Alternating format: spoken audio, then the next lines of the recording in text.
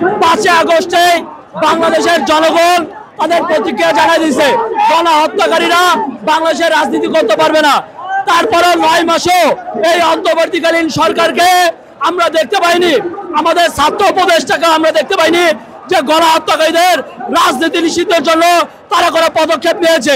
এই কারণে ছাত্র জনতা আবার রাস্তায় নেমে এসেছে। এই সেই শাহবাগে যেখান থেকে আমরা আওয়ামী লীগকে ব্যান করেছিলাম 5 আগস্টের, সেই জুলাই আগস্টের আন্দোলন আবার নেমে এসেছে। গণহত্যাকারীরা বাংলাদেশে আর রাজনীতি করতে পারবে না, আমাদেরকে আবার রাস্তায় নামতে হয়েছে।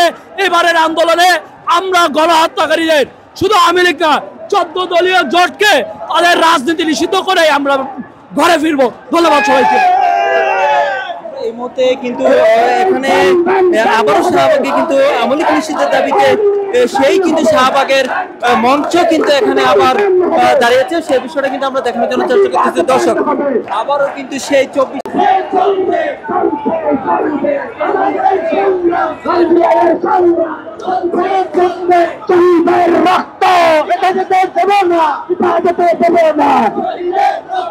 আমার ভাইয়ের রক্ত পিতা যেতে দেব না, তা যেতে দেব না।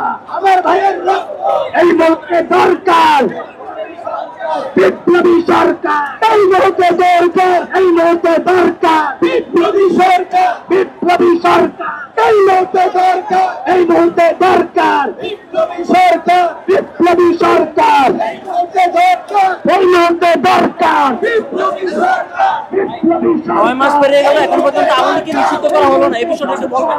মাইকটা একটু। আচ্ছা দেখুন,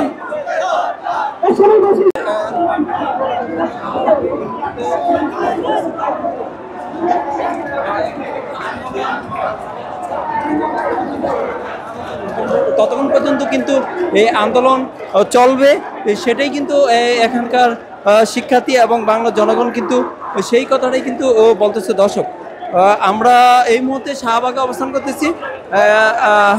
আওয়ামী লীগ নিষিদ্ধের দাবিতে এই আন্দোলন কিন্তু একের পর এক জোরালো হচ্ছে, সেটা কিন্তু আমরা আপনাদের দেখানোর জন্য চেষ্টা করতেছি।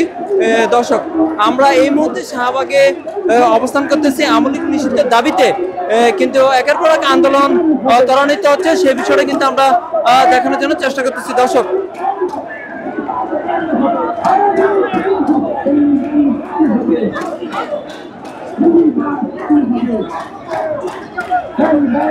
হবে